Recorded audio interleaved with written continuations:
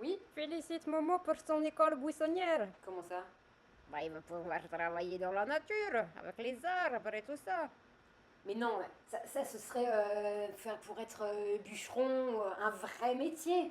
Là, il a fait l'école buissonnière, il a séché les cours.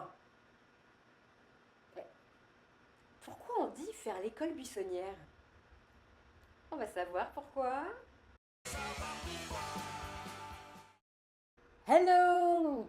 Faire l'école buissonnière, ça veut dire ne pas aller en cours ou ne pas aller bosser pour les adultes. Mais quand on est adulte, on a capté que c'était important d'y aller.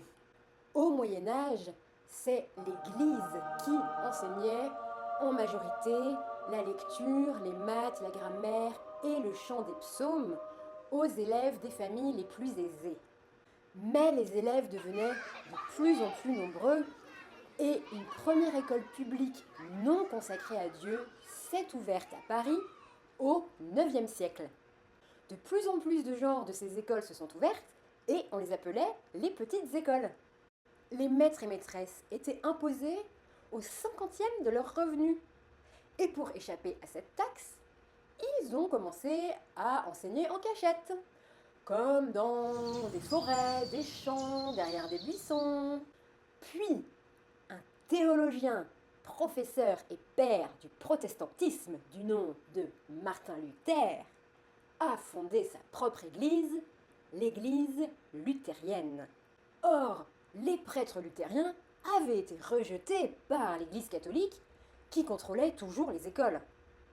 Et c'est au cours du XVIe siècle que naissent des écoles luthériennes, dites écoles buissonnières.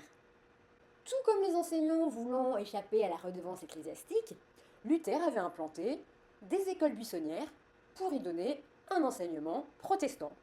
Mais le Parlement a fini par découvrir ces écoles buissonnières et à les interdire. Martin Luther a été excommunié en 1521 et sa religion a été proscrite par l'Église catholique.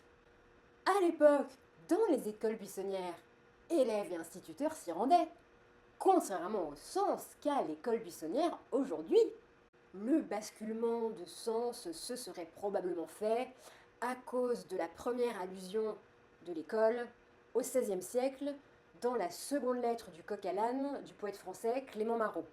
Vrai est qu'elle fut buissonnière, l'école de ceux de Pavie. L'auteur évoque le concile de Pavie de 1423, convoqué par le pape Martin V.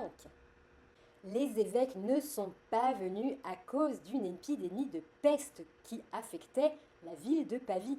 Là, ils ont vraiment fait l'école buissonnière en ne se rendant pas à la réunion.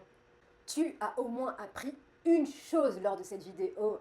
Like, partage, ça instruira d'autres personnes. Et abonne-toi sur YouTube, savoir pourquoi. Lorraine, Facebook, Insta, TikTok, savoir pourquoi. À bientôt pour une prochaine expression. Le bon chemin libertaire de l'école buissonnière.